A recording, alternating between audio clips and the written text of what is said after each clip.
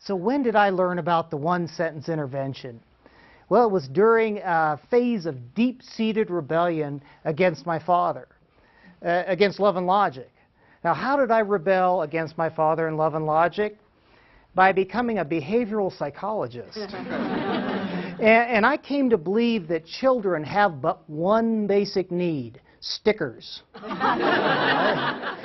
And I also got really interested in psychology, school psychology, and I started believing that if there was anything wrong with a kid, all you had to do is test them and they'd be cured. So if there was a problem, you give them the Stanford-Binet test or the Wechsler Intelligence Scale or the Woodcock-Johnson, and they would just be cured of all of their problems. Well, I finally got a real job. And I walked up the steps of this big middle school in South Carolina, and there they were, these three tough-looking kids. You should have seen them. Each one of them has their baseball cap turned in the same direction, exact same slant. Each one has gang colors on. Each one has one pant leg pulled up on purpose. It wasn't stuck in their sock. They were doing that on purpose. And each one, believe it or not, is wearing pants large enough to qualify as a multi-family dwelling with the city. Now, I'm saying to myself, those kids look like they're in a gang. Do not make eye contact. That's my plan. So I grab a hold of my test kits, and I try to squirt past them, but they turn on me. And they said one of the most vulgar things I've ever heard come out of the mouths of any student. And I don't mean to shock you folks, but I don't want to sugarcoat things. Can I be honest with you about what they said? Yeah. Okay. Well, I walk past them, and the first thing I hear is this: yo. Then I hear this: Bob Vila.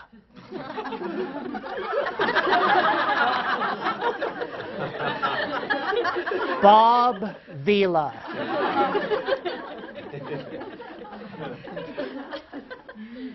I'm thinking to myself, where did that come from? I mean, I could handle it if they told me to go screw myself, but Bob Vila, I mean, those are fighting words. But you know, I thought to myself, that's strange. And the good thing about strange things is, statistically speaking, they don't tend to happen that often. So I said to myself, no problem. Move on with life. Well, it was a couple hours later, and I had just cured a kid with the Stanford-Binet, and I was returning him to class. Okay, and so I'm going down the hall. Who's out there? These three kids. Do you know any kids who are always in the hall? They lived in the hall. So I go past them, and what do I hear?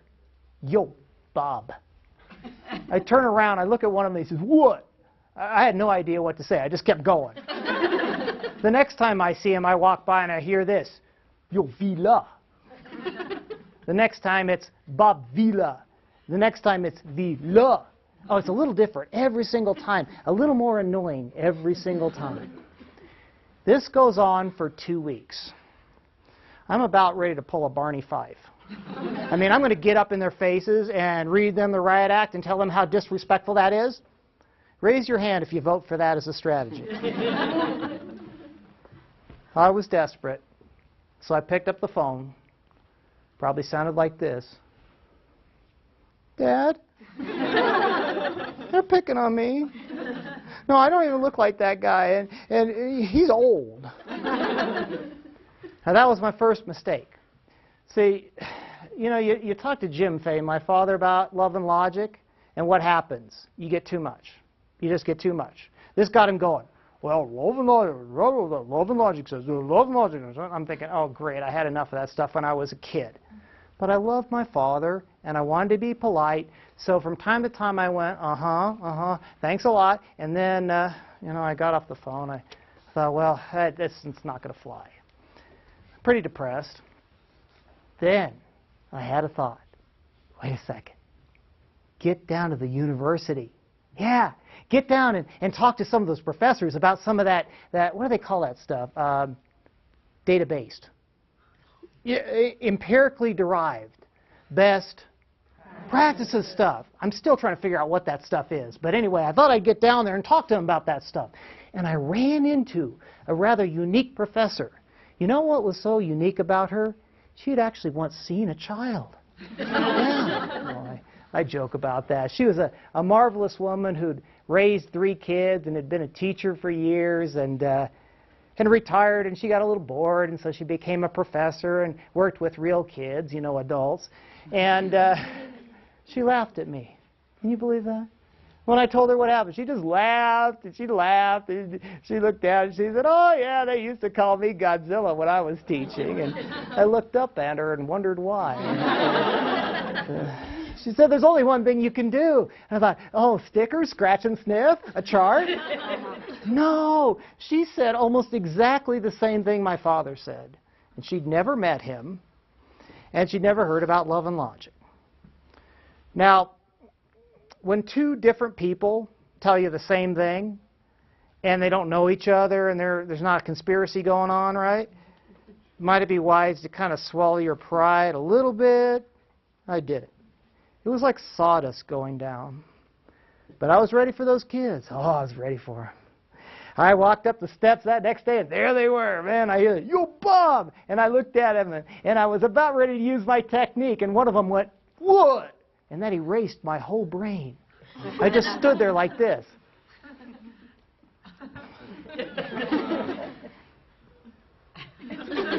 All I could think to say was, yeah, that Bob Vila, he makes a lot of money, and I ran away. And now they had more ammunition. Yo, Bob Vila's in the money. Well, that went well. But I wasn't going to give up. Saw them a couple days later, and they had Charlotte Hornets T-shirts on. So I went over, and I said, look at that, Charlotte Hornets. And one of them said, so? And I said, well, Charlotte Hornets. And I ran away, and I heard this, yo, Bob, behind my back. One day I saw them. They had they'd been playing basketball. That's what it was. They'd been playing basketball behind the school. There was a hoop back there in the morning. I said, hey, didn't I see you guys playing basketball behind the school the other day? It's not against the rule. Why is everybody always... Oh, they get all defensive. And I said, well, see you guys later. And I heard this, yo, Bob, as I'm walking away. One day, never forget this one, I see them pull up on their little teeny tiny bicycles. You ever see humongous kids ride teeny tiny little bicycles? And so I did something creative. I walked up to them later on, and you tell me if this is creative. I said, hey, didn't I see you guys riding them little teeny tiny bicycles? Oh, they got all defensive. We didn't take them. We didn't take them. I said, I didn't say you stole them. Well, what do you want from us, Bob Vila? You're weird. But I just kept it up. 6 months go by. 6 months of hard work turned this, yo, Bob Vila, into this, yo, Bob Vila, what's up, dog? I had become a dog. And some interesting things happened as I was becoming a dog. One of the most surprising things that happened was that I started actually liking these kids. It kind of turned itself around on me. And that's what we'll find with love and logic. The relationships aren't just one way, they're 2 ways. Now, I don't want you to get me wrong here with this liking the kids. I mean, it wasn't like I was going to have them come and watch my house when I was on vacation. But I looked forward to seeing them. And I also noticed that these students would do some things for me that maybe they wouldn't do for some of the other teachers. One of them came in one day and told me all about a big fight that was going to happen. That allowed us to be prepared for that. Do we need some allies? And I'll never forget the day I come down the hall. Middle of class, where are they? Hanging out. And it looks like this, yo, Bob Vila, what's up? Now, they still called me that, but it didn't bother me as much, right? What's up? Hey, guys, how you doing? Oh, we're doing good, man. What's going on? And, you know, all that kind of stuff. And then I thought, you know, I'm going to test this out. And I said, hey, guys, where are you supposed to be? Woo. I don't think they really knew, honestly. Well, would you go to class just for... Oh, that made them mad. Oh, man, we thought you were cool. Oh, we don't do this. No, this is good. They complained themselves all the way to class. Now, I don't know if they went to the right classroom. That's not established, but they went to class.